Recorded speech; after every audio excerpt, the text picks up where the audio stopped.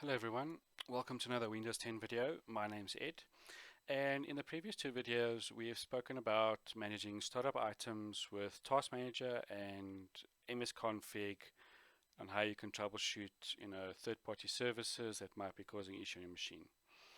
Today I want to talk about Task Manager itself, right? So if you right-click Task Manager, you'll notice that you can see everything pretty much running here, right? Now, a lot of people complain, my machine is slow, I can't open this is crashing, etc. Task Manager generally is the first place that many IT people or IT admins will go to see what is spiking the memory or the CPU. Now, sometimes you'll have disk that is spiked because either you've hit a threshold here and it's starting to page, which means it's starting to use your disk to swap out information. That's when your resources are not enough. So the first process is, if you want to find out what is utilizing your machine, you can come to Task Manager. So right click Task Manager and you'll see this. It's obviously listed in by name. You can sort it by CPU, so you can see exactly what's busy on my machine or what's eating it. You can sort it by memory if you want to. You can sort it by disk, whatever works for you, right? In conjunction with that, if you go to performance, right, you'll get a quick overview of the CPU usage. Now, if you right click inside here, you can change the graph to logical processors. So you can see this server has 4 virtual processors on one socket, and that's the speed.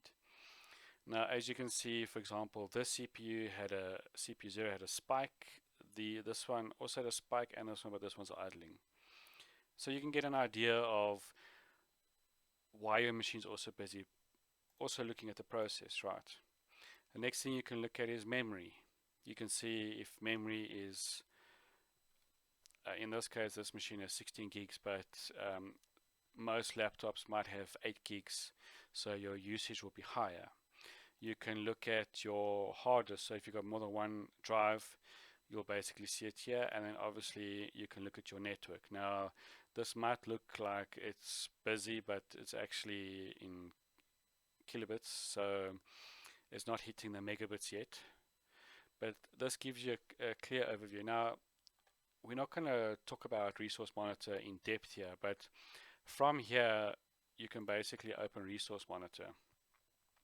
And this will basically give you an immediate feel of what's going on, right? Now, you can see here there's a process ID, everything. I can also in Task Manager go and change my tabs. Okay, we'll skip that one for now, right? So as you can see here, if you wanted to know a certain process or you want to kill a certain process, then you can basically find the process ID here. You can see the description, the status, number of threads, CPU, etc. If I expand disk, I can see what's using my disk. If I want to expand network, I can then expand network and again see, and then memory as well. And then on the right hand side, you'll get a look and feel for that, for what's going on here. Right. Then if we go over to details, you'll notice that under processes, right, there's pretty much a standard information. If you go to details, there's your process ID, there's everything that's running. Now, you might not know what some of these things are because they are by exe. So for example, I've got all these SVC hosts. Yo, this is killing my machine. Not really, right? This is a system process. So if you go and right click one of these and you want to end the process, you're gonna pretty much blue screen your machine and cause it to reboot. So don't just kill a process that's running. You can obviously view the details here to see maybe you've got an app that's got a memory leak, or another way to identify malware, for example, is you can come here and you might see PowerShell running, on and off, on and off, on and off, and you're not doing anything. You know that something's triggering it, and you can come and see, and obviously you can then use other applications to try and find out what's triggering it, etc.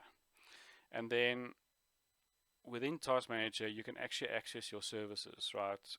So there's no need to go services.msc.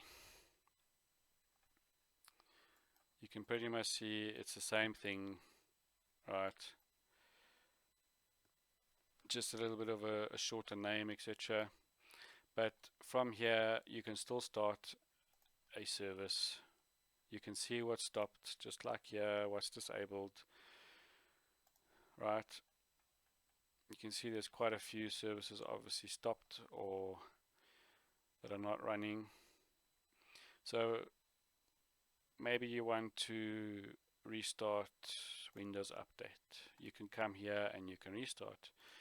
It's the same that you can do here. We find Windows Update.